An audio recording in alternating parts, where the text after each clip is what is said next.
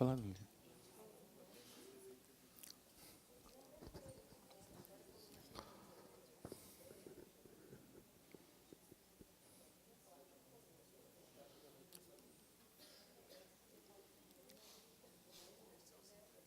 Você vai falar? Eu ia falar.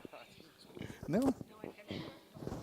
Pessoal, vamos chegando, né, para a gente retomar.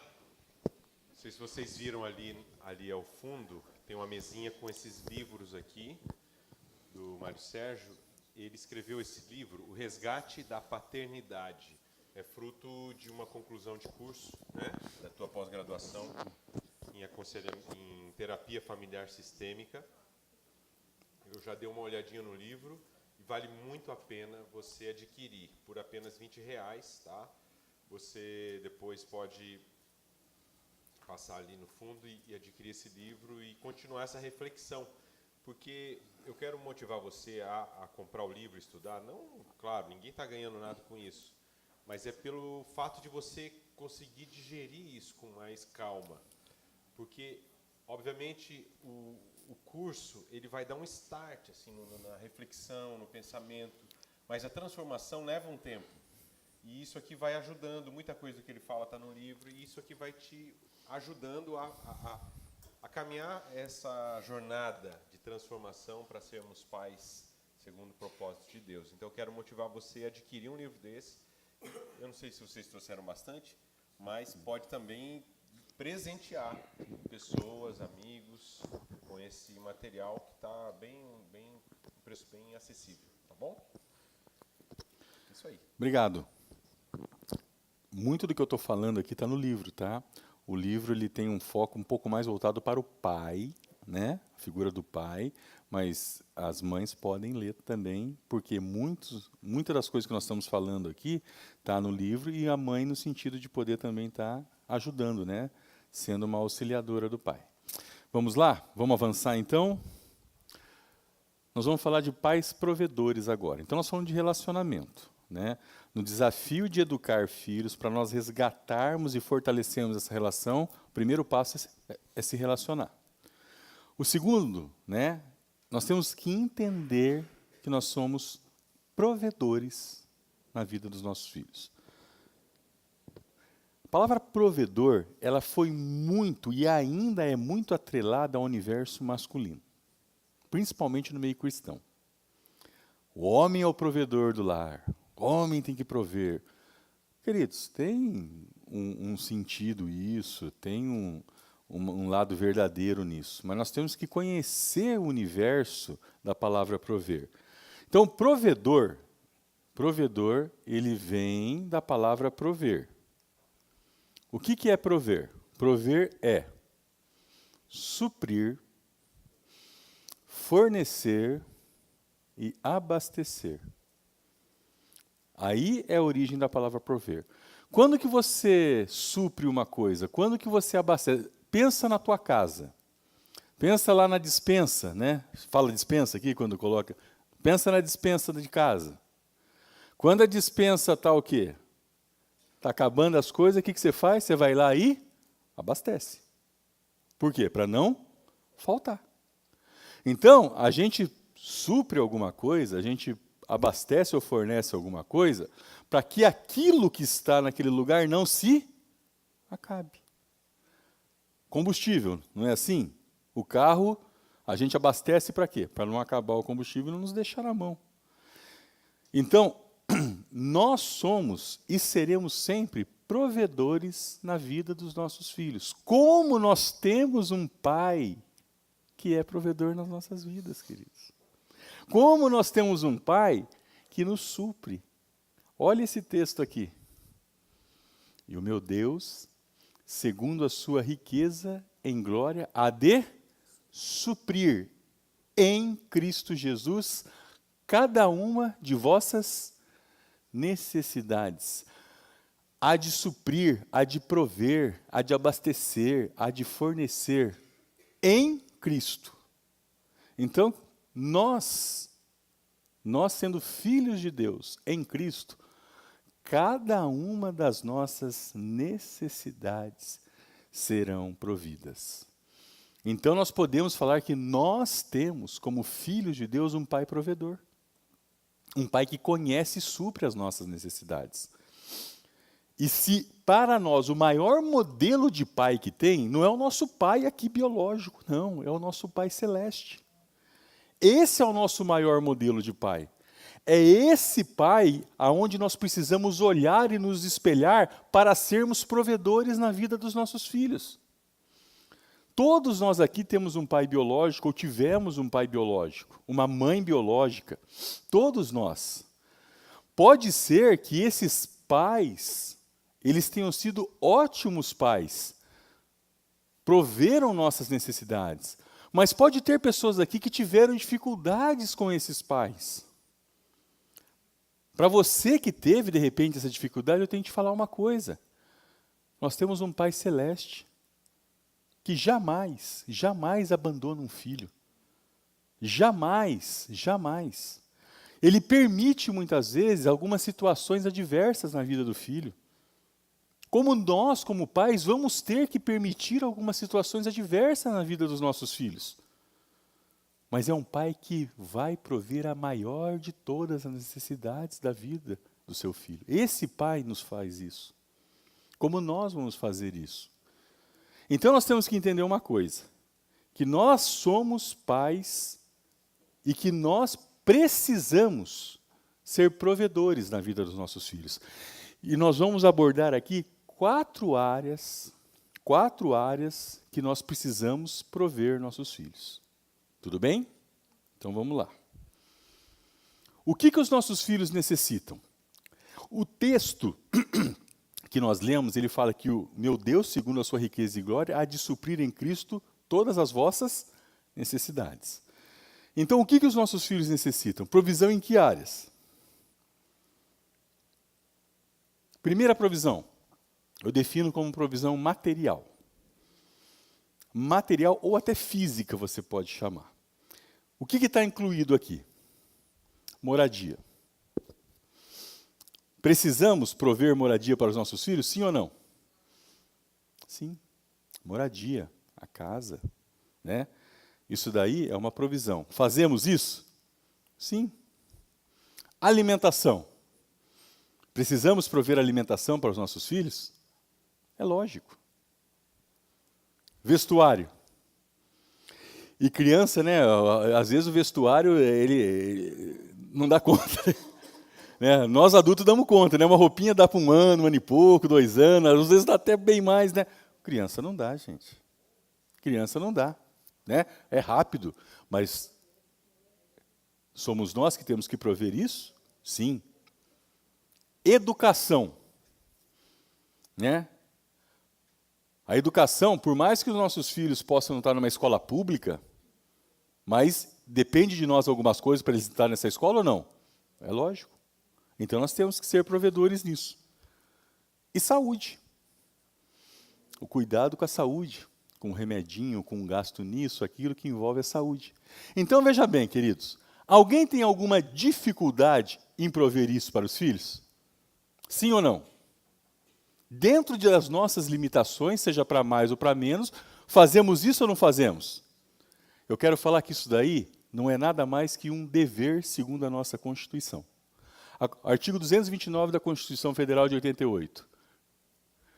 Os pais têm o dever de assistir, criar e educar os filhos menores. E os filhos maiores têm o dever de ajudar e amparar os pais na velhice, carência ou enfermidade. Muitos pais, eu vejo, que batem no peito e falam, dou tudo para meus filhos.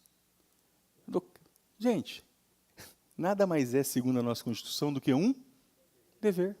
Se não fizer isso, e for levar a Constituição ao pé da letra, o que acontece?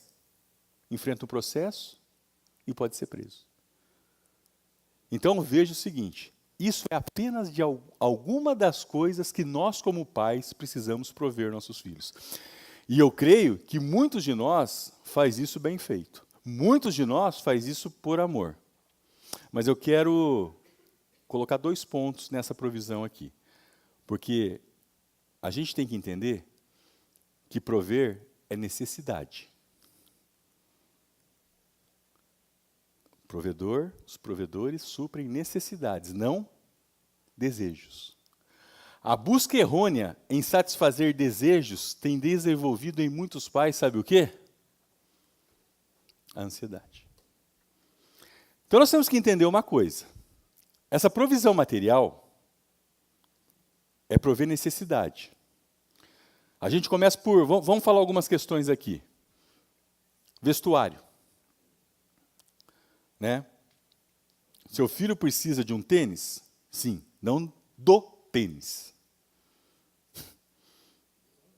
De um tênis. Tá? Um tênis que seja o quê? Bom para ele usar, confortável para ele usar. Estou dando um pequeno exemplo. Seu filho precisa de uma boa alimentação? Sim. Não está falando que seu filho precisa do filé mignon.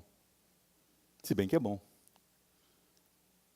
Nós estamos falando de necessidades. Alguns pais, desculpe, focam tanto nessa questão material que tem que dar para o filho o melhor disso, o melhor daquilo, a melhor educação, o melhor... Gente, se puder e tiver condições, e isso não for desestabilizar vocês emocionalmente, ótimo, sigam em frente. Agora, se essa busca por prover começar a desestabilizar vocês emocionalmente, pensem duas vezes. O Senhor não nos cobra isso. O Senhor não nos põe à prova em prover desejos. É prover necessidades. Então nós temos que ver que nós focamos demais nessa provisão material. E às vezes nós começamos a querer prover desejos. Hoje crianças com 8, 9, 10, 11 anos, né, querem escolher a marca do celular, do smartphone, porque tem que ser esse, tem que ser aquele. Eu vejo muitas vezes eu vejo, gente, é muito sério isso que eu vou falar. Eu vejo pais que às vezes não têm condições, tem um celular que mal e mal funciona e o do filho é o melhor. A minha opinião, isso não está escrito na palavra, então ouçam com reservas. A minha opinião, isso para mim é um absurdo. É um absurdo. Você está acostumando mal o seu filho, primeira coisa. Você está passando uma falsa realidade financeira para o seu filho de você. Eu já vi pais se endividarem em cartão para dar um smartphone, para dar alguma coisa ao filho que ele não tem condição. Gente, isso não é provedor. Isso não é provedor. Hã? Não, e não tem fim. E não tem fim. Certo? Então, esse é o meu pensamento. Mas eu me baseio muito no que a palavra nos ensina. Olha o texto aqui com que eu me baseio. Por isso vos digo, não andeis ansiosos pela vossa vida, quanto ao que haveis de comer ou beber, nem pelo vosso corpo, quanto ao que haveis de vestir. O Senhor está falando isso no Sermão do Monte. Ele discorre nesse texto, ele fala assim, nós não precisamos ficar ansiosos quanto ao alimento, quanto ao vestuário, quanto àquilo que nós vamos beber. Não, porque o Senhor nos dá isso. Ele só pede para nós buscarmos primeiro o seu reino e a sua justiça, e estas coisas, o vestuário, a alimentação, nos serão acrescentadas. O Senhor não nos deixa órfãos disso, gente. Então nós temos que entender que como pais, olhando para o modelo desse pai amado que nós temos que cumprir isso. Eu não estou falando aqui que você não pode dar a melhor alimentação, a melhor escola, o melhor... Não, eu não estou falando isso. Se você tem condição, eu sou o primeiro a te incentivar. Dê. Mas saiba o que você está fazendo. Saiba o que você está fazendo. Provisão material. Segunda.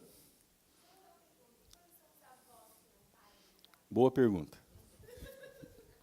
Ótima pergunta. Seguinte. Hã? Então, assim, avós, tá? Vamos pegar um exemplo. Pode ser celular o exemplo? Pode, então vamos lá. Não, então, veja bem, ó. Nós temos que entender o seguinte, se os pais podem presentear, se os avós podem presentear os filhos, eu acho que isso é bênção. Na minha opinião. Nós somos muito abençoados pelos avós. Entendeu? Então, eu acho que isso é bênção. Porém, você tem que ver que para tudo existe um limite. Entendeu? Se vamos supor, tua mãe, dá um exemplo assim, tua mãe chega para tua filha e dá dois tênis. Aí depois, no mês que vem, já quer dar mais um tênis. Você fala, mãe, não precisa. Aí você pode pôr o limite. Hã? Não adianta? Dá para a gente conversar com ela depois? Né? Mas, entendeu? Mas aí, eu entendo o que você está falando. Mas aí, cabe a você e a você, vocês dois, colocarem o que a gente chama de um limite, de uma fronteira. Porque ela tem que entender que ela não pode ultrapassar. Se vocês concordam, ótimo. Se vocês não concordam, ela vai ficar irritada com você, ela vai fazer bico com você, mas depois, sabe o que vai acontecer? Ela vai te respeitar. No começo, mas ela vai te respeitar. Eu entendo porque eu conheço uma pessoa bem parecida com a que sua mãe falou. Né? Cabe a você colocar isso daí. Tá? Respondido? Vamos lá. Provisão emocional. Aí nós temos que ser provedor nisso. O que é isso aqui, gente? É prover as emoções. Vou falar uma coisinha em relação à provisão material antes de você começar, que eu lembrei agora. Um testemunho nosso até. O Pedro, as crianças são diferentes, né? Então, a Maria Fernanda, apesar de ser uma menina, eu posso andar com ela, até hoje, ela tem 17 anos, eu posso andar com ela a um shopping, uma tarde inteirinha, a Maria Fernanda não vai me pedir uma agulha. Ela não pede. Ela olha as lojas, ela olha as roupas, as bolsas e os sapatos, ela não pede. O Pedro, eu dou um passo, mãe, aquele ali, eu dou outro passo, mãe. Ele entra numa farmácia e ele acha alguma coisa que ele quer. Ele tem É impressionante. Que comprar alguma coisinha. Ele não pode escutar, mas a gente brinca assim com ele. Aquele é o capitalistinha da família. Então, ele fica triste até. Então, vocês não vão contar isso para ele. Então, são diferentes, né? E o Pedro, o que começou? Então, ele quer uma coisa. E o Pedro, tudo é assim, ele vê uma geladeira. Nossa, mãe, essa geladeira, hein? Vamos comprar? Tal. Qual que era a minha resposta para o Pedro? Assim, filho, não tem dinheiro. Filho, não tem dinheiro. Filho, não tem dinheiro, filho, não tem dinheiro. Então, um dia, ele perguntou assim para mim, mãe, quanto você e meu pai ganham? Eu falei assim, mas filho, por quê? Ele falou assim, porque nunca tem dinheiro para nada. Aí eu falei assim para ele, eu falei, olha, filho, tem dinheiro, mas tem dinheiro programado para pagar algumas coisas, né? Aí comecei a colocar para ele, tem a escola, tem o plano de saúde, nós moramos de casa alugada, então assim, tem o aluguel, tem isso, fui pontuando para ele. Quando eu pontuei para ele as despesas da clínica, ele quis morrer, né? Ele falou, vocês pagam tudo isso para poder trabalhar? Falei, paga tudo isso para poder trabalhar e tal. Conversei um pouquinho com ele. Mas daí cheguei e falei para o Mário Sérgio, falei, amor, nós estamos bobeando com o Pedro, porque a Nanda é uma coisa, o Pedro é outra. O Pedro não pode ter essa relação, ele não pode dizer, não tem dinheiro, não é assim. O Senhor desanima, e o Senhor provê muito a nossa casa, e nós somos abençoados, fruto do trabalho das nossas mãos. Ele tem que entender isso. E daí nós mudamos a maneira de falar com o Pedro. Então, assim, ele pede uma coisa agora, a gente fala, filho, o dinheiro que nós temos não está reservado para isso. Né? Então, a gente começou a mostrar para ele de uma outra maneira. Então, nós temos que ficar muito atentos com os nossos filhos, principalmente quem tem 2 filhos, que são diferentes um do outro. E uma coisa que eu acho muito importante também é nós ensinarmos para eles a questão da gratidão. Hoje as pessoas não são gratas. As pessoas, elas murmuram e elas querem sempre mais. Então, eu moro nessa casa, mas eu quero aquela casa. Eu tenho esse carro, mas eu quero aquele carro. Eu comprei esse sapato, mas o que eu queria mesmo era aquele outro que estava lá. Então, as crianças veem isso em nós. Então, nós temos que ensiná-los a ser gratos com aquilo que eles recebem de nós, como pais provedores, aquilo que eles recebem dos avós, que às vezes vêm para presentear.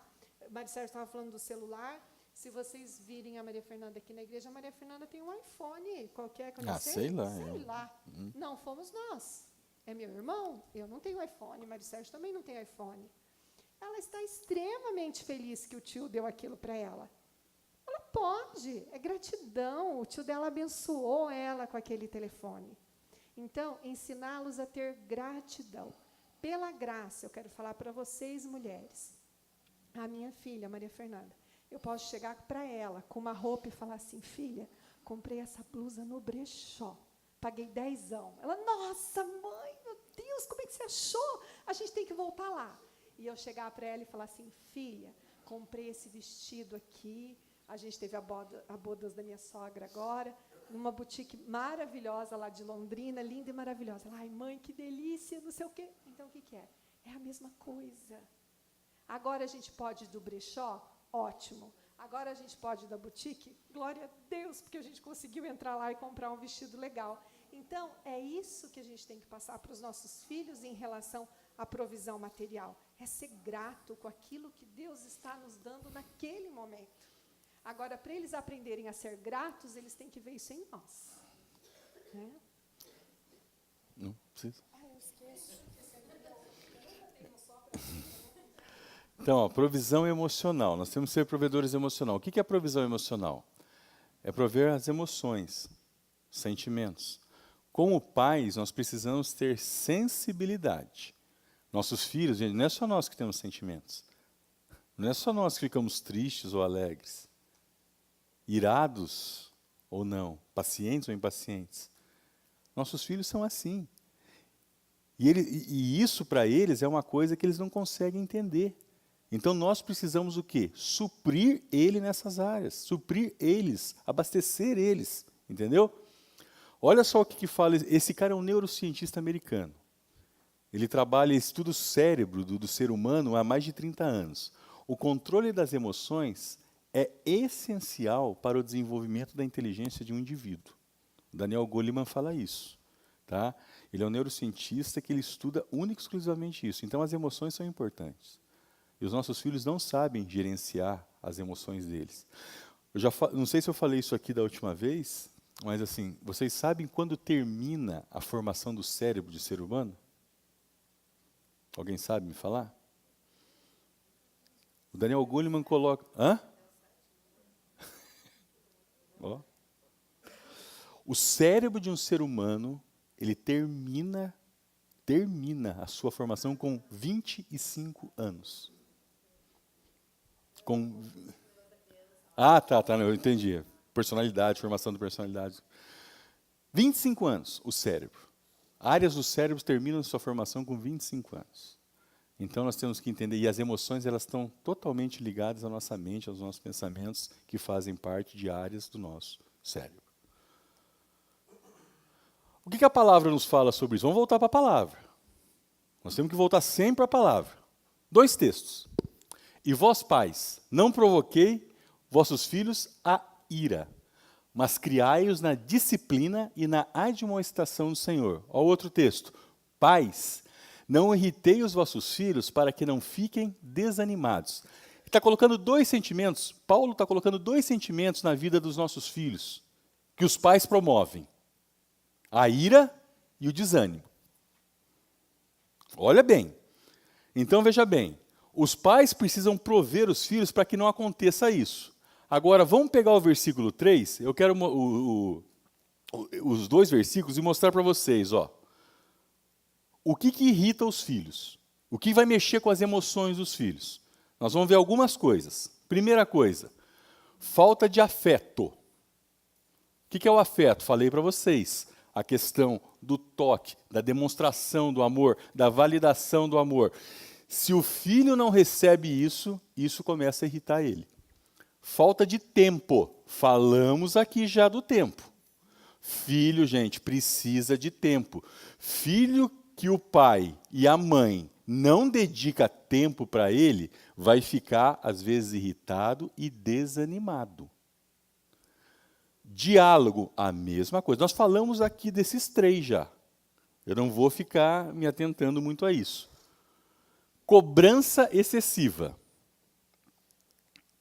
Gente, tem pai e mãe que passam do ponto na cobrança com os filhos. Ah, mas você não conhece o meu filho. Mas eu conheço o que a cobrança excessiva pode fazer na vida do seu filho. Gente, cobrança excessiva, nem nós gostamos. Você gosta de ser cobrado excessivamente? A cobrança, ou seja, a cobrança nada mais é que um pedido incisivo. A gente tem que pedir, a gente tem que dar vamos poder falar até que colocar uma regra, dar uma ordem para os filhos. Mas se a gente ficar falando, e o filho não está fazendo, só uma coisa, nós estamos falando de uma maneira errada. Às vezes a gente está falando de uma maneira errada. Nós precisamos falar? Precisamos. Tá? Nós precisamos, às vezes, cobrar? Sim. Mas tudo que é em excesso, gente, vai causar um dano, vai irritar ou vai desanimar. Então, tome cuidado com filhos, aqueles que têm filhos em idade escolar. Você está cobrando muitas notas altas do teu filho? Ou você está cobrando boas notas? Ou você está cobrando que ele esteja na média? A gente tem que ver que a cobrança excessiva, ela desanima.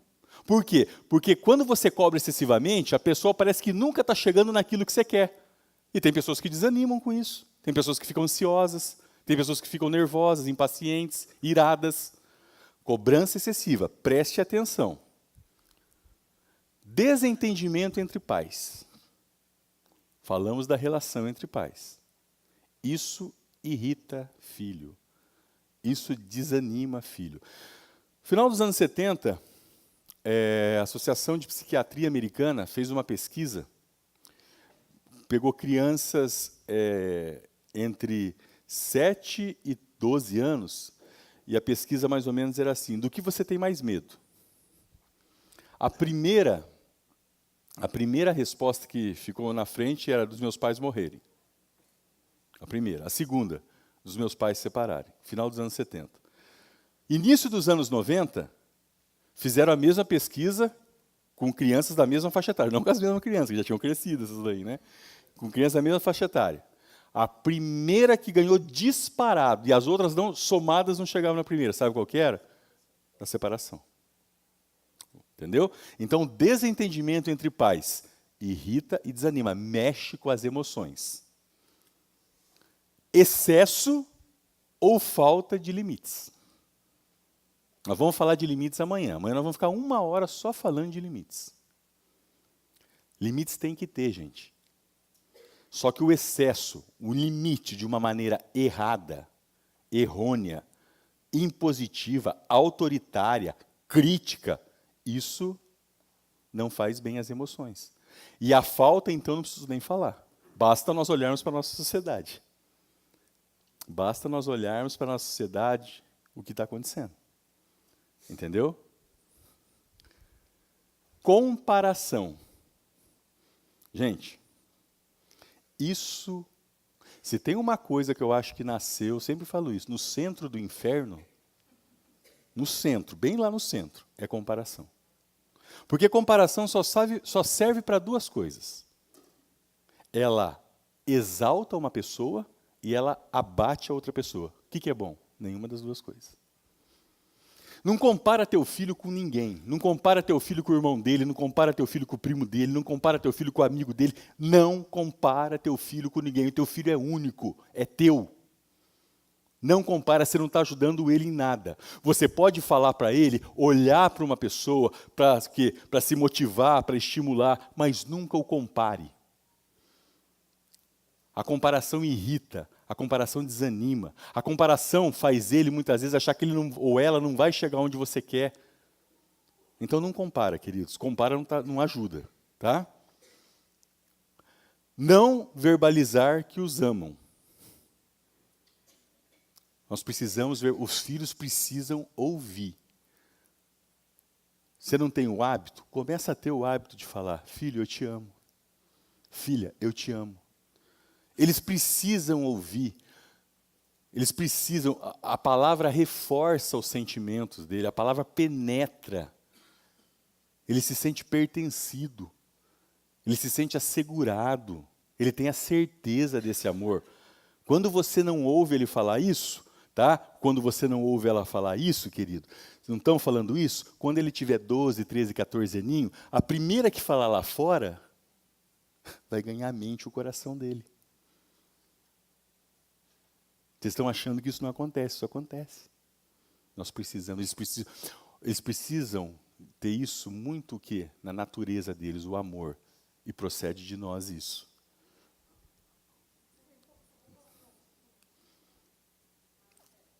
Quem me chamou? Oi.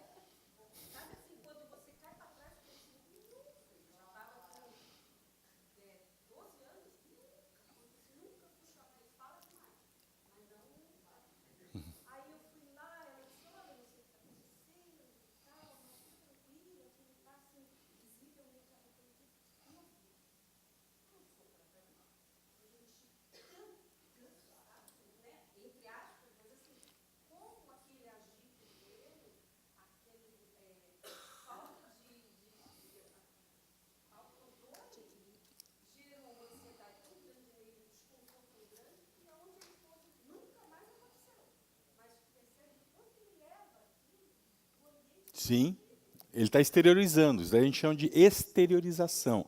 Né? Se ele não exterioriza para nós, ele vai exteriorizar lá fora. Né? E veja bem, isso, gente, né, isso aconteceu, ele tinha 11 anos, 12? 12 anos. Quando você vê notícias desse tipo assim, numa balada, jovem foi linchado por um outro grupo de jovens. Vocês acham que esses jovens estão fazendo o quê? Simplesmente exteriorizando, começa na bebida, na droga. E aí leva toda aquela revolta, toda aquela falta de sensibilidade, muitas vezes, aquilo vai acumulando, acumulando, e gera o quê? Gera essas coisas. Então nós temos que ter essa sensibilidade, né? Que a irmã falou aqui é uma coisa muito importante. Muito obrigado por você partilhar isso daí, porque isso daí vem assim, nós somos sujeitos a isso. Eu falo assim, nós não estamos imunes a nada. Nós não estamos imunes. Sabe o que imuniza as nossas vidas? Joelho no chão, intimidade com o Senhor e o sangue de Cristo derramado sobre as nossas vidas e as vidas dos nossos filhos, diariamente. Por isso que nós temos que ter essa sensibilidade. Porque, ó, isso aqui, tudo isso que eu falei para vocês, olha o que gera nos nossos filhos. Irritação. Teu filho vive irritado? Primeira coisa, quando a gente vê um comportamento diferente no filho, que está mexendo com o sentimento dele, a gente tem que aprender e ser corajoso para fazer a primeira leitura. Olha para você. Estou fazendo alguma coisa? Segunda coisa, você vai olhar, entendeu? Se a relação dentro de casa tem alguma coisa diferente. Faz essas duas leituras primeiro. Em você, e depois da relação dentro de casa. Aí você pode ir para a escola, aí você pode ir para amigos, mas não passa na peneira sem fazer essas duas, entendeu? Essas duas leituras. É importantíssimo. Porque muitas vezes, entendeu? Eles estão refletindo simplesmente o que nós estamos passando para eles. Às vezes a gente acha que não passa, mas eles são umas esponjas, eles pegam, ó, certinho tudo que nós estamos exteriorizando. Tudo. Diz que até quem tem animal doméstico, né? Diz que até o cachorro sente essas coisas, imagina os nossos filhos. Certo? Eles sentem toda essa questão. O que mais que gera? Ó, desânimo. Gente, desânimo, apatia, é diferente de timidez, é diferente de introspecção. A gente tem que ver se o nosso filho está desanimado, está abatido. Vamos fazer essa leitura também, vamos trazer para nós, vamos ver.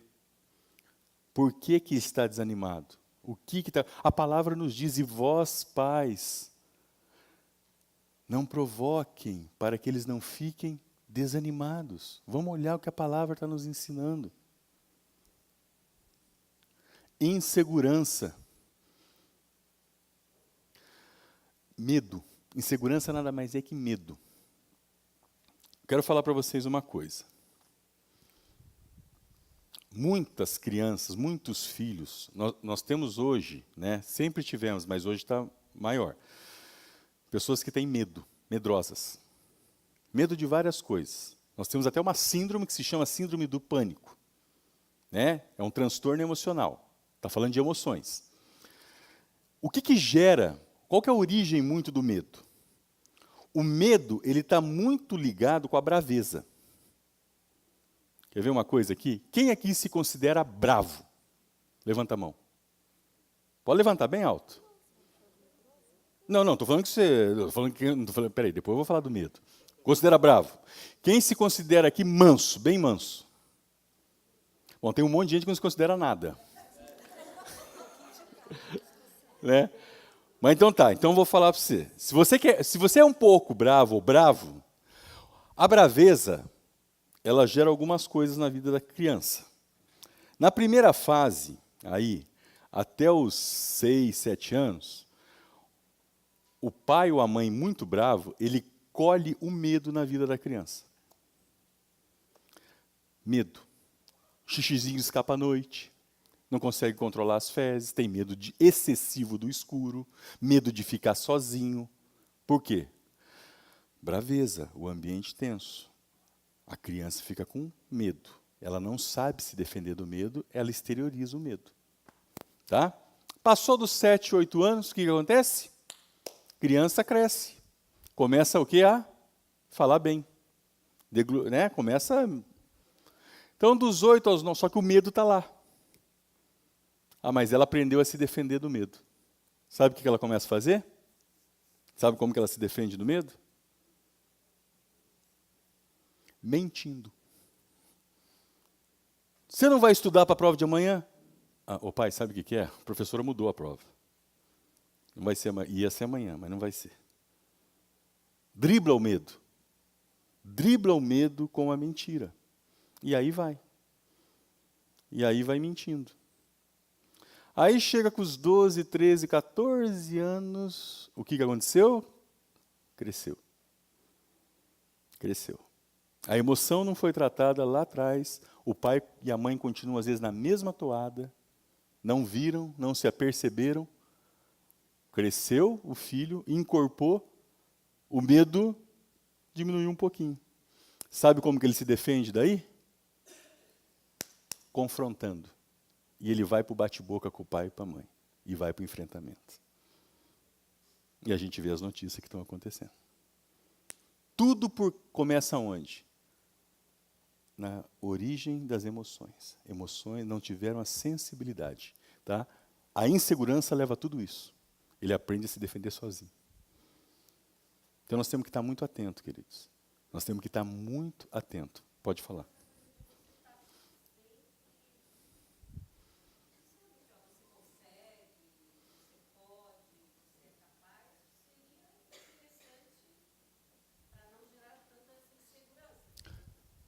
Sim, você...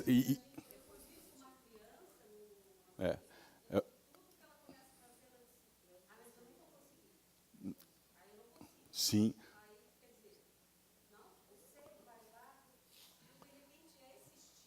Isso é um estímulo, exatamente, isso é como a irmã falou que é um reforço positivo. Isso é um estímulo que você está dando, entendeu? Né? motivacionalmente levando ela a conquistar algo. Não desmerecendo o que ela fez e não mostrando que isso é inatingível para ela e muito menos mostrando que alguém faz e ela não consegue fazer.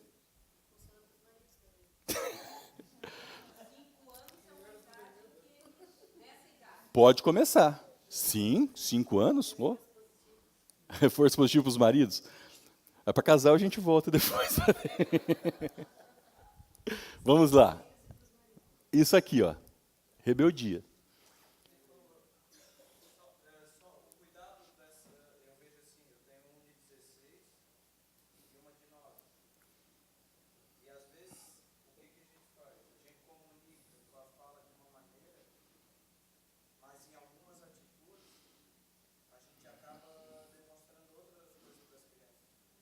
Uhum.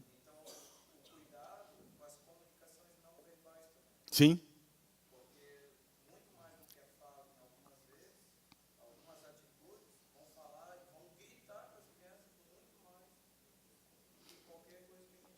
Exatamente. Uma fala, uma atitude, uma expressão facial. Quantos filhos nossos aqui não nos conhecem pelas nossas expressões faciais? Pelo tom de voz. A comunicação nos ensina o seguinte: 85% da nossa comunicação é na expressão facial.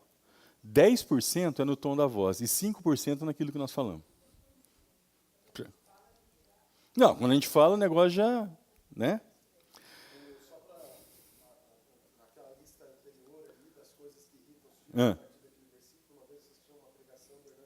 Sim.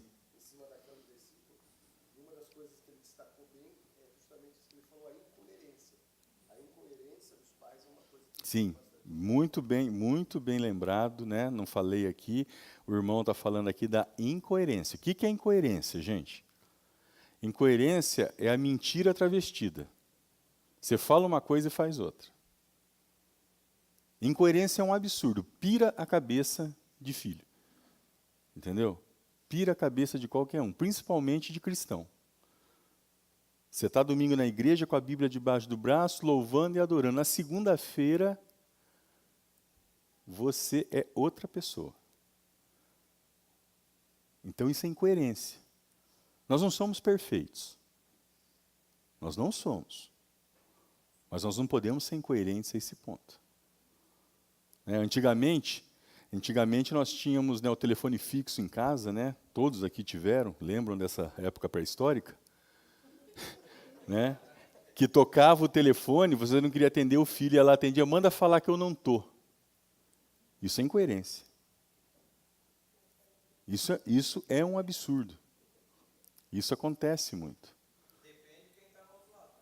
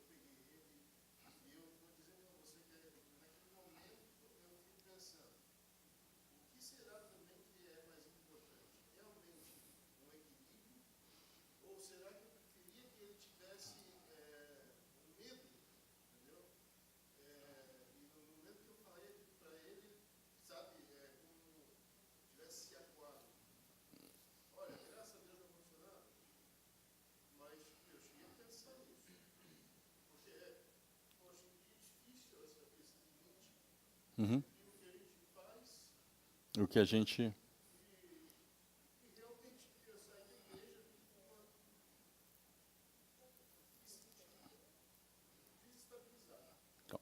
deixa eu te falar uma coisa. Isso aí que você colocou é uma situação, né, vamos dizer assim, é uma situação delicada, porque antes de mexer aí com as emoções do teu filho, mexeu com as tuas emoções. Certo? Então, exatamente. Você se sentiu um pouco desestabilizado porque a situação te levou a ver o quê? Até uma tragédia iminente poder acontecer, não é isso? Né? E aí você tomou uma atitude. Né? Então, aí, veja bem, como eu falei aqui, nós precisamos procurar o equilíbrio, mas tem momentos que nós vamos desequilibrar. O problema todo é que nessas horas de equilíbrio a gente pode vir a cometer alguns danos que podem ser o quê? Irreparáveis na vida dos nossos filhos. Amanhã nós vamos falar sobre limites. E eu vou dar um exemplo parecido com isso que você falou, entendeu? Como que a gente pode chegar num processo de conscientizar o filho do nosso filho assim, sem que ele venha sofrer o dano depois. Tá? Mas isso daí é uma coisa que não está muito ligado à incoerência, porque é uma situação um pouco meio que aí, traumática. Certo? Então, ó, isso gera insegurança, rebeldia. Aqui em Florianópolis tem filho rebelde? Ou é só lá em Londrina que isso acontece? Só é lá em Londrina, né? Então, e isso gera ansiedade. Gente, ansiedade. Ansiedade é hoje o maior transtorno emocional que acometem crianças e adolescentes. Hã? Não, a criança sente, lógico, tudo relativo àquilo que nós falamos. Então, a ansiedade hoje, gente, a gente tem que ver que é um transtorno emocional. Há 30 anos atrás, dificilmente você ia escutar o quê? Que uma criança é ansiosa, uma criança é depressiva, entendeu? Hoje não. Hoje se ouve muitos casos disso. Tá? Então, todas essas coisas aí que vêm de nós, pais, que não estamos provendo emocionalmente nossos filhos, vai gerar isso na vida deles. O que anima? Nós falamos que irrita e que desanima os filhos. Agora, o que anima? Presença. Estarmos presentes com eles. Acolhimento. O que é acolher?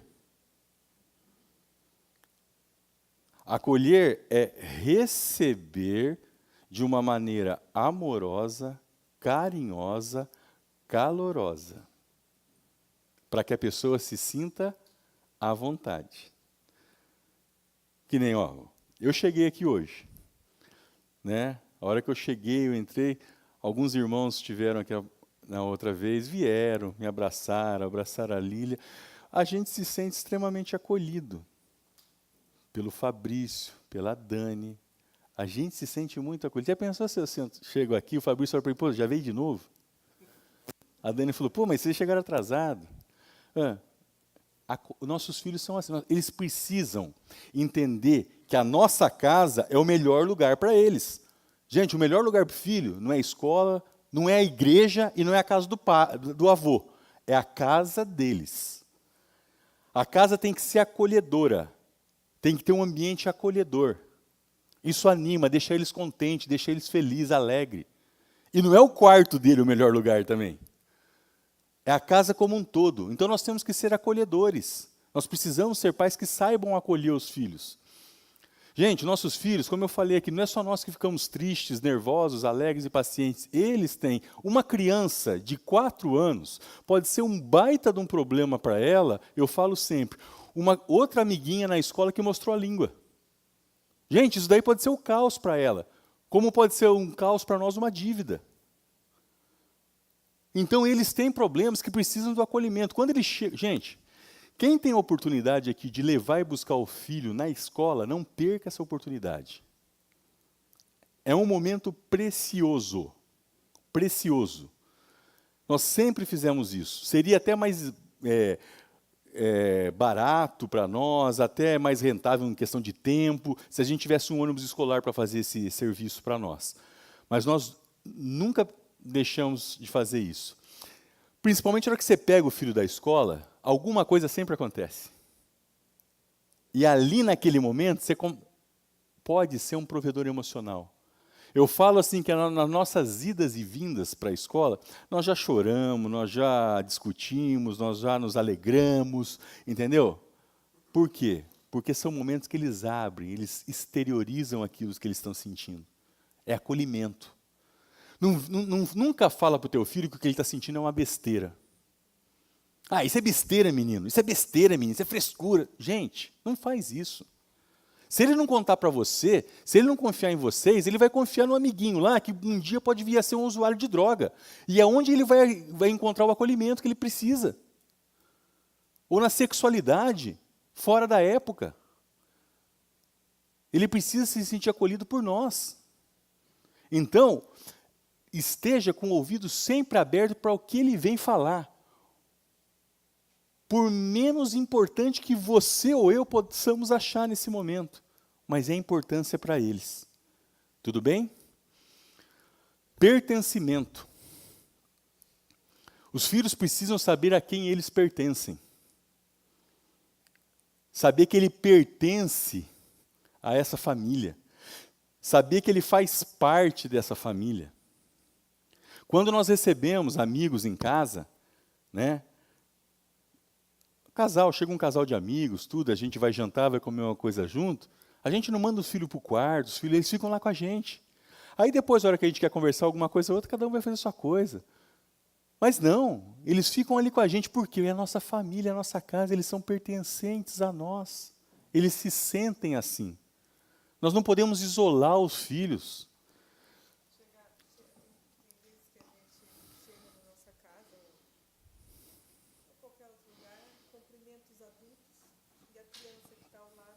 Ó, gente, isso eu sempre, quando está vindo uma família à minha direção, de amigos, de conhecidos, que tá com criança, eu sempre vou cumprimentar a primeira criança. Sempre. A gente tem que fazer isso. Porque tem pais que até... Sai para lá, menino, não está vendo que eu estou conversando? Sai para lá. Gente, se ele está ali querendo, se ele tá pedindo alguma coisa, ele está gritando alguma coisa que você, lá na sua casa, não está oferecendo para ele. Então, a gente tem que ficar muito atento. Gente, sensíveis. Nós precisamos, mais uma vez estou falando, pertencimento e harmonia no lar. Essas 4 coisas aqui não deixam o filho desanimado e não deixam o filho irritado. Certo? Dá? Só terminar aqui assim, ó. Isso gera, tá? Segurança, encorajamento e saúde emocional. Só um testemunho em relação a essa questão do acolhimento, da provisão emocional. As crianças, tanto o Pedro quanto a Nanda, eles estavam bem animados com a viagem para vir para cá, né? E os dois, ela foi para a faculdade, ele foi para a aula, e nós saímos só depois, no período da tarde. Mas quando nós estávamos no carro já, eu vi que o Pedro estava meio desanimadinho. E eu falei para ele várias vezes assim, filho, o que você tem? Ele, nada. Não, filho, você tem nada, né? Mas eu sabia que tinha alguma coisa, mas também não queria ficar insistindo. Aí nós chegamos em Curitiba, nós fomos encontrar com meu irmão, e ele é apaixonado pelo meu irmão. E a gente ia dormir na casa do meu irmão, e saímos para jantar, tudo coisa que ele ama. E o Pedro com aquela carinha. Falei, gente, né? Eu falei, filho, o que foi? Filho, o que foi? Não, mãe, nada.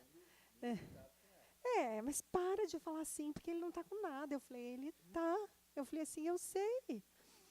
Chegamos na casa do meu irmão, a gente estava lá um pouquinho antes, assim, no restaurante, eu tinha falado para ele. Eu falei, olha, a mamãe vai falar uma coisa para você, então. Eu não vou mais perguntar para você o que você tem. Eu acredito que você está falando que não é nada. Eu falo, só que é muito importante a gente contar o que a gente está sentindo. A gente não precisa guardar.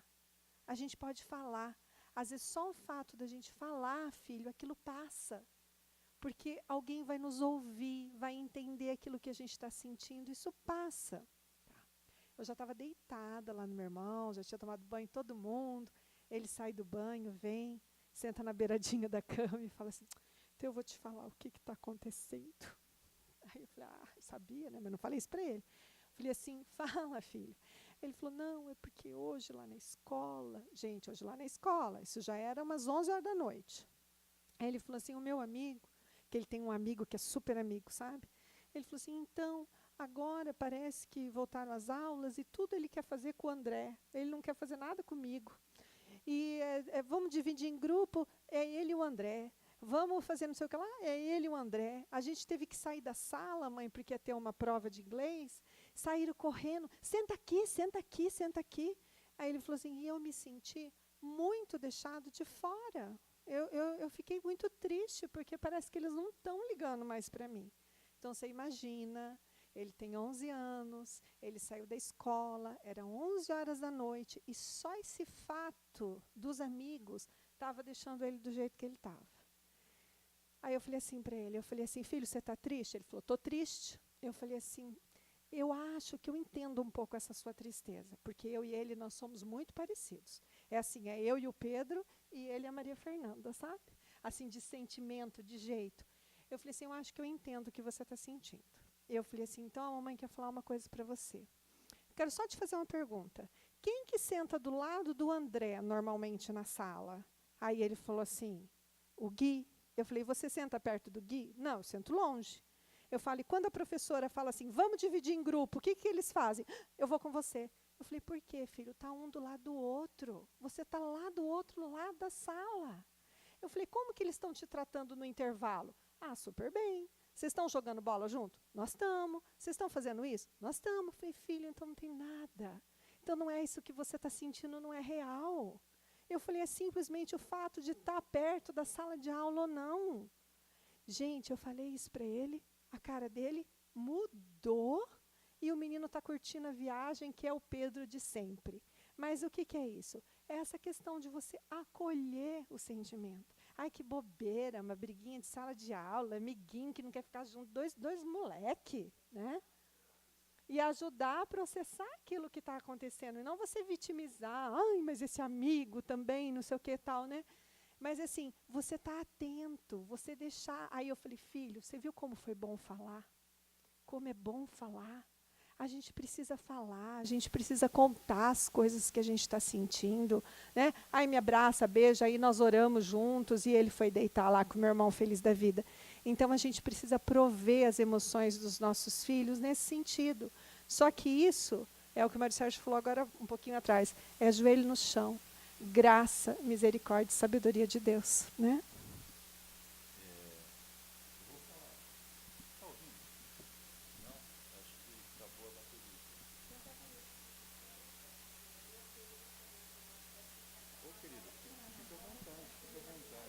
Amanhã esperamos vocês, 9h30.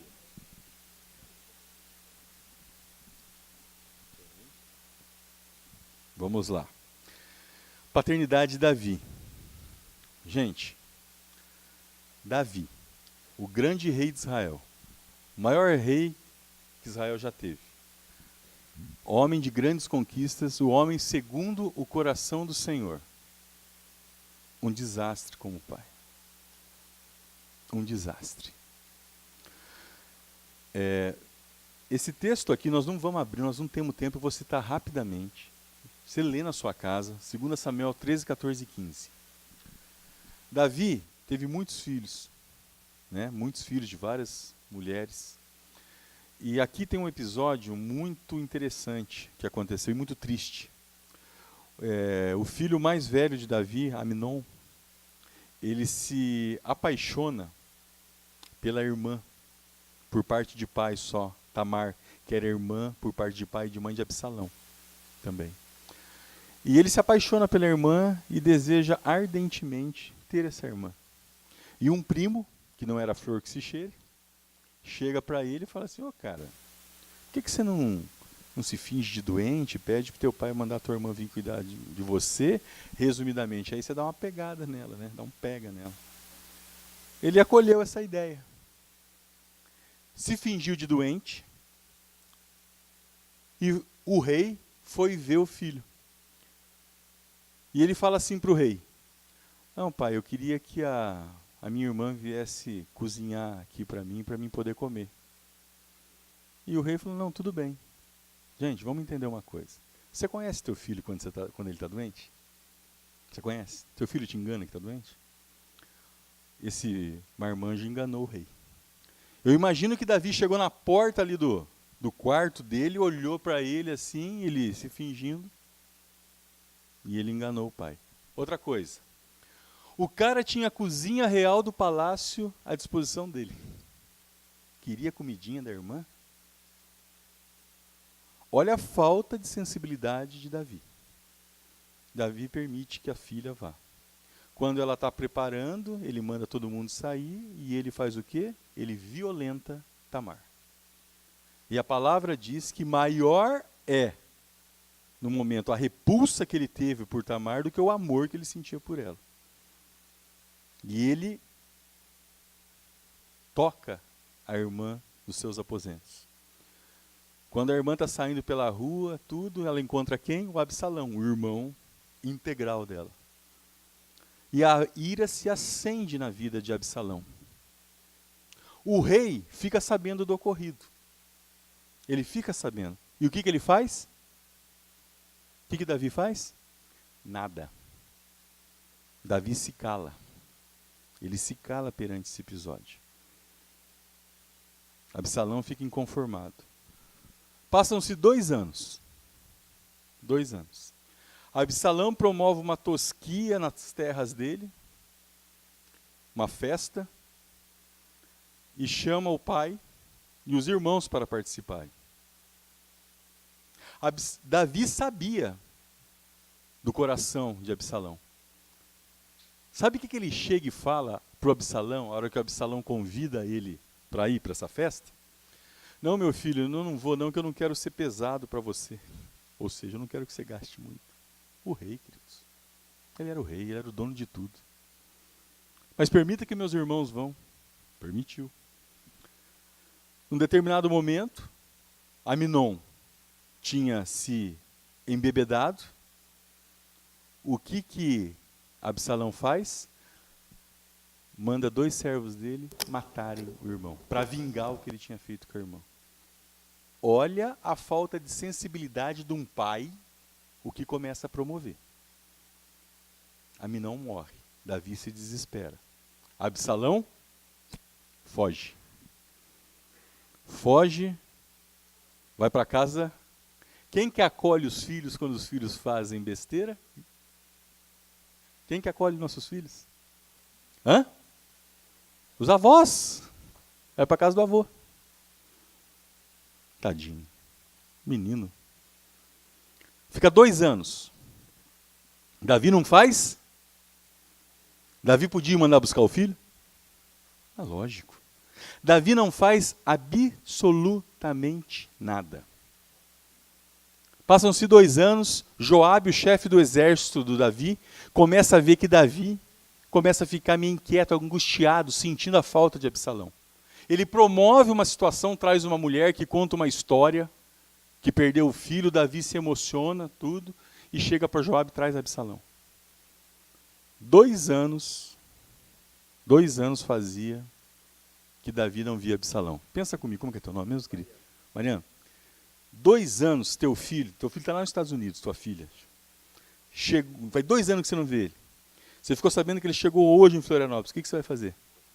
Vai correndo ver, né? Absalão chega. Davi não o recebe. Fica mais 1 ano. Absalão morando em Jerusalém.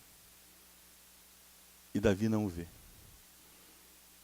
Aí, gente, quando o filho quer a atenção do pai e não tem, ele chama atenção. O que Absalão fez? Absalão, a terra que ele morava em Jerusalém, fazia divisa com a de Joabe. Ele manda tacar fogo e incendeia a terra de Joabe. Joabe falou, Absalão, eu quero ver meu pai. Aí o Joabe chega para o Davi e fala assim, Davi, dá um jeito, o filho é teu, cara. Olha o que ele está fazendo. E ele vai à presença de Davi. Davi chama. Quando ele chega na presença, a palavra é bem clara nisso. Sabe o que Davi faz com Absalão? Dá um beijo no rosto e não fala nada. Isso suscita mais ainda a ira de Absalão. O filho tem hora que pede uma repreensão do pai. pede para o pai falar alguma coisa. Davi não fala nada. O que Absalão faz depois disso? Absalão vai todo dia para a porta da cidade, quando chegam as pessoas trazendo as causas dela para o rei julgar. E Absalão fala, não, conta para mim, eu sou o filho do rei. Aí as pessoas contam as causas para ele, fala assim, olha, tua causa é boa. Só que o rei não vai te ouvir. Ele não ouve eu que sou o filho dele, que dirá vai ouvir você. Absalão começa a se insurgir contra o pai, a chegar ao ponto de usurpar o trono do pai, fazer Davi sair correndo de Jerusalém e tomar por algum tempo o trono, para vir depois a ser morto pelo próprio exército do pai. Faltou a Davi ser um provedor emocional na vida dos seus filhos. 2 mortes. E nós vamos falar um pouquinho de novo amanhã. Gente, eu amo Davi. Davi é um homem segundo o coração de Deus. Agora eu quero falar para vocês, se isso acontece com Davi, o meu coração fica muito apertado, muito temeroso e muito pequeno. Quem sou eu para não estar aos pés do Senhor e acontecer isso comigo? Isso aconteceu com um homem, segundo o coração de Deus. Vamos avançar?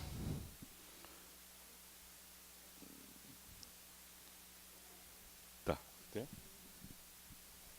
Temos quanto tempo aí, Fabrício?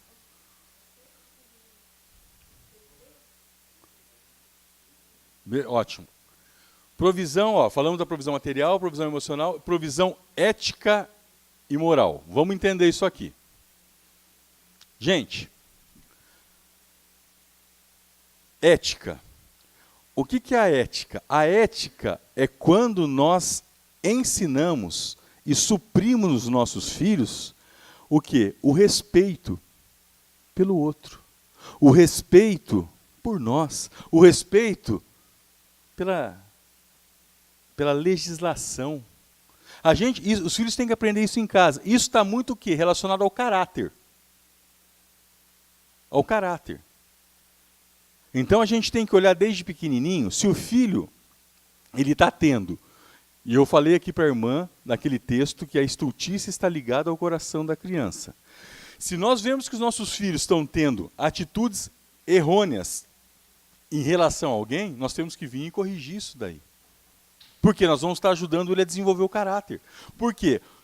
Ajudando ele a desenvolver um caráter para coisas boas, nós vamos colocar uma consciência nele do que é o certo e o errado. E é desde pequeno que a gente começa a instruir essa consciência do certo e errado. Para quê? Para que ele venha a desenvolver um comportamento que não seja apenas prejudicial a ele, mas também que não seja prejudicial às pessoas que fazem parte da vida dele. Isso desenvolve nele um senso de respeito para que ele venha a ser um cidadão. Então, a gente fala assim, a gente começa a falar essa questão. O Brasil é um país corrupto, os nossos políticos são corruptos, e tá certo, não está errado. Mas aonde começa a corrupção, gente? Corrupção começa dentro de casa.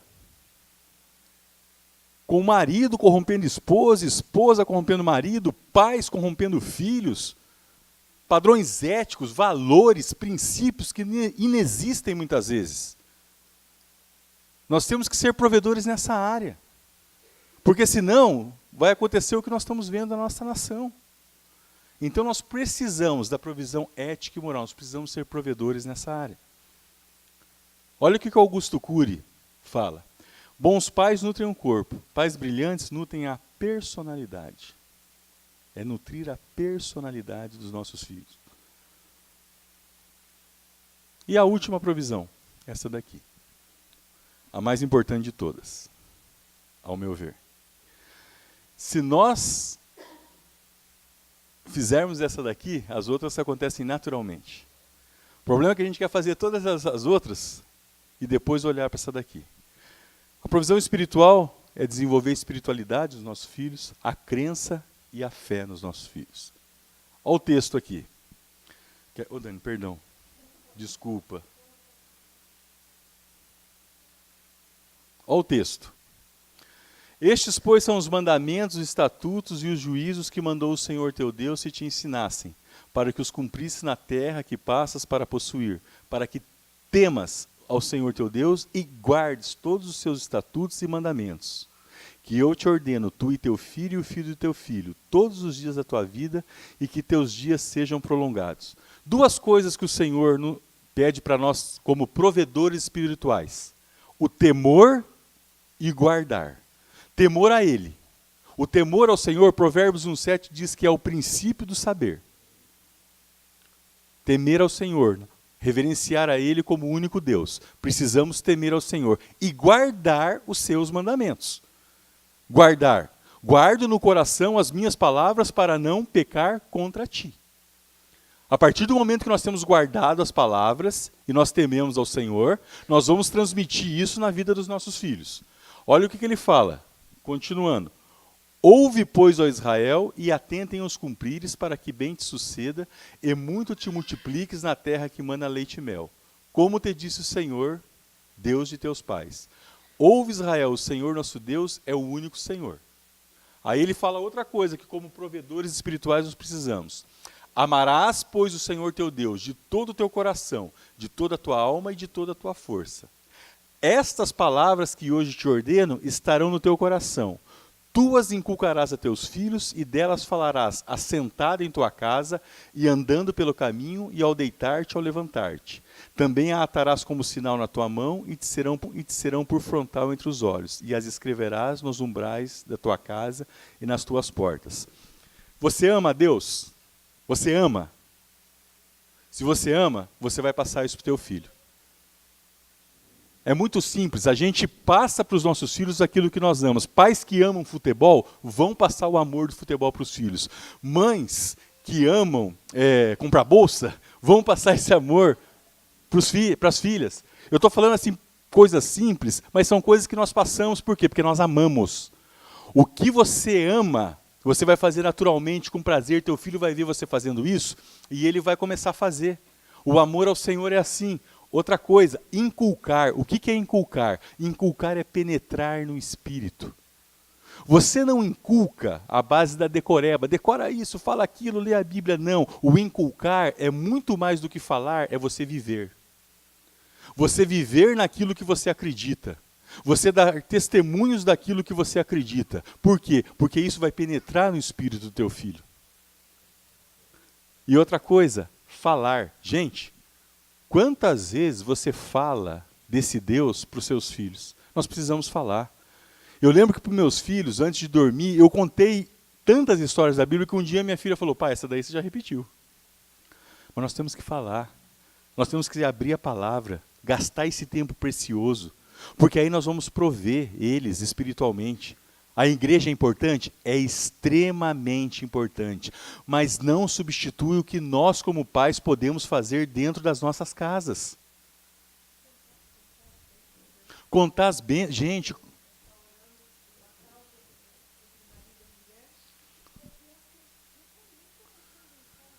É o testemunho.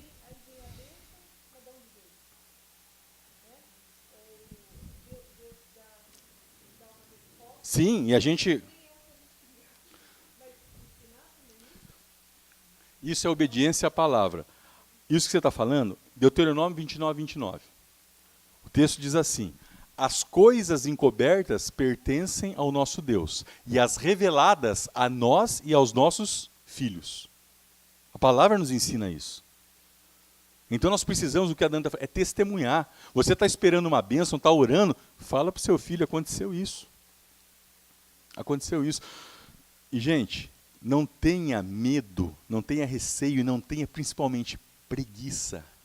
Preguiça de pregar o evangelho na vida do seu filho, da sua filha.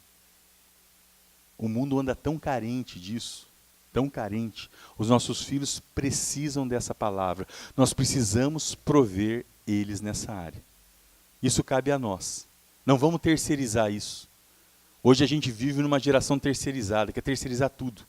Não vamos terceirizar a formação espiritual dos nossos filhos para ninguém. Vamos ser nós agentes transformadores na vida deles. E vou fechar contando essa história rapidinho, de um personagem que eu vejo na Bíblia, que para mim, esse pai conseguiu ser provedor em todas essas áreas na vida dele. Ele errou com muitos filhos, mas com esse ele acertou. Eu estou falando de José, filho de Jacó. José, se vocês lembram a história dele, José tinha 17 anos. Era o filho, né, preferido de Jacó, que isso já era um erro de Jacó. Mas Jacó amava muito José porque era filho da sua amada Raquel, o primeiro filho dela. E Jacó transparecia esse amor, o que suscitou o quê? A ira dos outros filhos. Né? Jacó um dia presenteou José com uma túnica novinha e os filhos ficaram muito enfurecidos. Um dia José vai visitar os irmãos que estão apacentando ovelhas distante de onde eles moravam. E o que acontece? Os irmãos criam um plano, vão matar ele. Rubem fala assim, o mais velho fala, não vamos matar não, gente, que é isso, nosso pai não. Ó, vamos fazer o seguinte, não vamos matar, mas vamos despachar ele para outro lugar. Eles jogam José numa cisterna, e quando está passando mercadores midianitas, eles pegam e vendem José como escravo. Matam um bode, sujam com o sangue do bode a roupa de José, chega para o pai dele e fala, achamos a roupa, acho que um animal, né, um leão matou. Jacó se desespera e José vai vendido para o Egito. Só que, a hora que ele chega no Egito, ele é comprado pelo chefe da guarda do faraó, chamado Potifar. E ele vai trabalhar na casa, né, nas coisas de Potifar. E quando nós vemos esse texto lá em Gênesis capítulo 39, a palavra fala assim, que o Senhor era com José. Aonde José aprendeu desse Senhor? Com o pai. E José começa a trabalhar, um jovem de então 17, 18 anos, e o que começa a acontecer?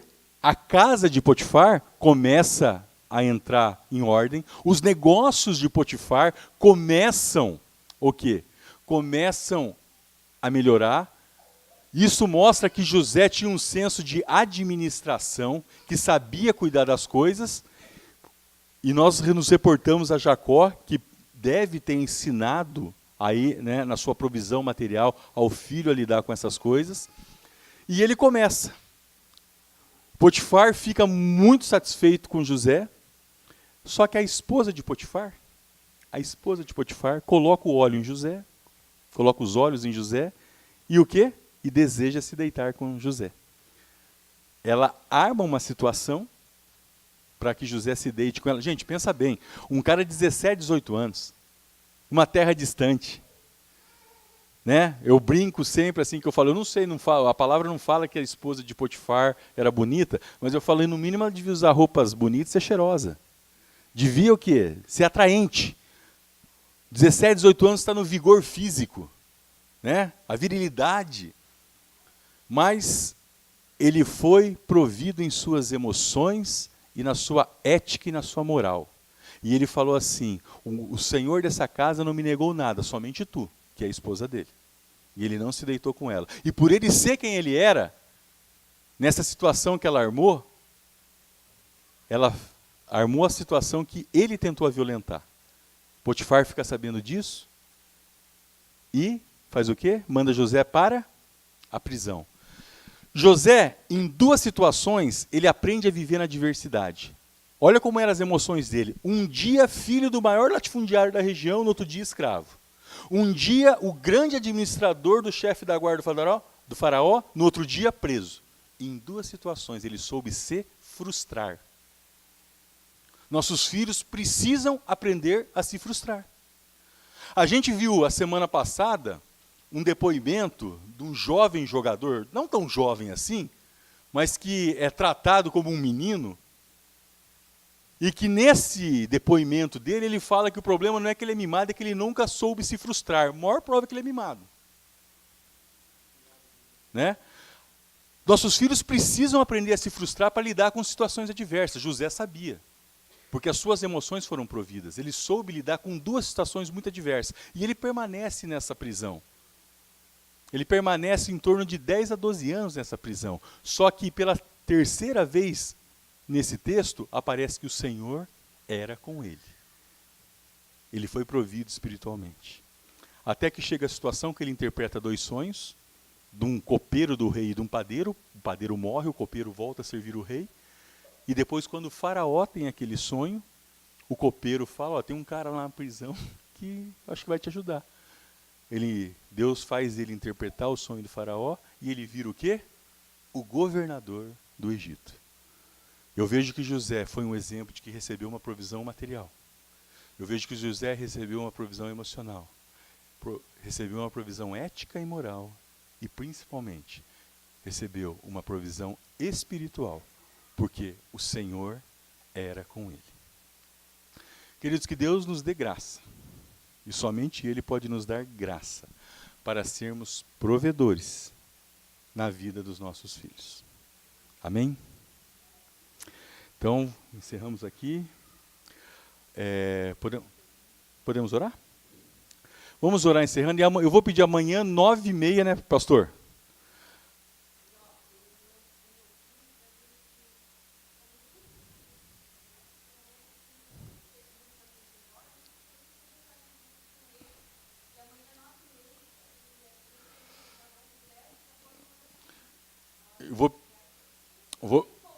É 9h30, né? Então, eu vou pedir para vocês, gente, nós temos 2 assuntos. Vamos falar sobre limites, que eu acho que é um assunto que todo mundo... E sobre amor incondicional. Então, para a gente dar tempo, nós precisamos, como a irmã falou assim, chegar 9h30 mesmo, para a gente encerra 11h30. Tá bom? Vamos orar? Pai, te louvamos, te agradecemos por essa tarde, porque a Tua palavra, mais uma vez, falou a nós. Capacita-nos, como pais, a colocarmos em prática tudo aquilo que a Tua palavra nos ensina, nos revela. Te pedimos, ó Pai Santo, Tua graça mesmo nas nossas vidas. Abençoe a vida de cada pai e cada mãe aqui. Abençoe a vida de cada filho, cada família representada aqui. A Ti todo louvor, Senhor, toda honra, toda glória. Fica conosco. Te pedimos isso no nome de Jesus. Amém.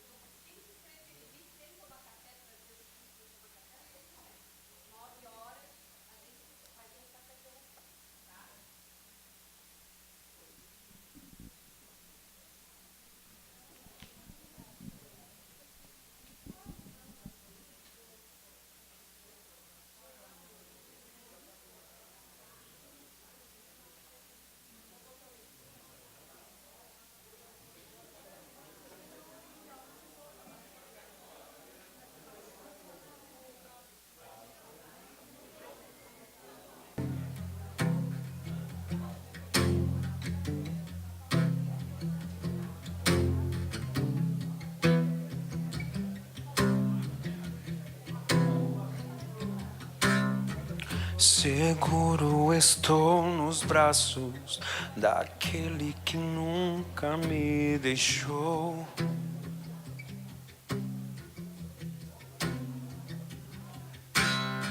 Seu amor perfeito sempre esteve repousado em mim. Se eu passar pelo vale, acharei conforto em Teu amor, pois eu sei que és aquele que me guarda, me guarda. Em Teus braços é o meu descanso. Em Teus braços é o meu descanso. Em Teus braços é o meu descanso. Em Teus braços é o meu descanso. Seguro estou nos braços daquele que nunca me deixou.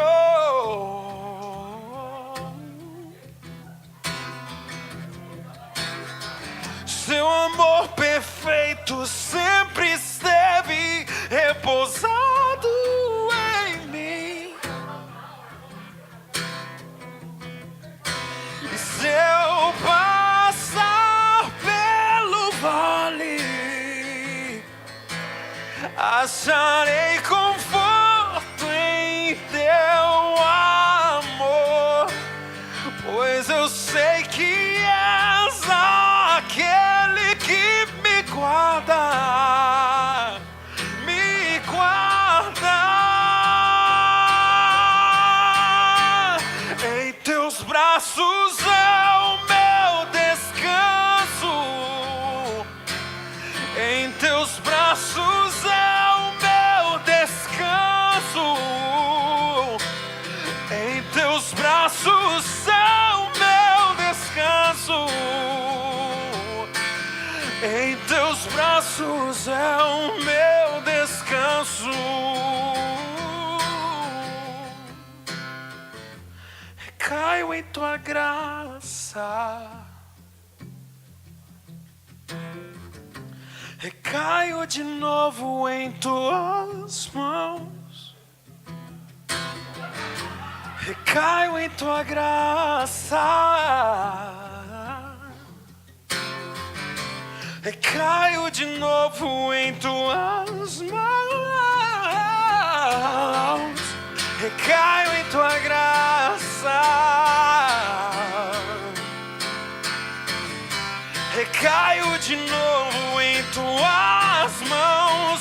E se eu passar pelo vale, acharei conforto em teu amor, pois eu sei que és aquele que me guarda, me guarda.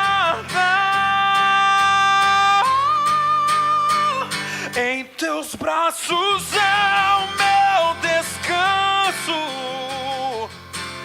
em teus braços é o meu descanso, em teus braços é o meu descanso,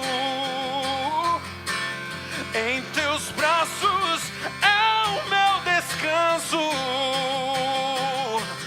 em teus braços é o meu descanso, em teus braços é o meu descanso, em teus braços é o meu descanso, em teus braços.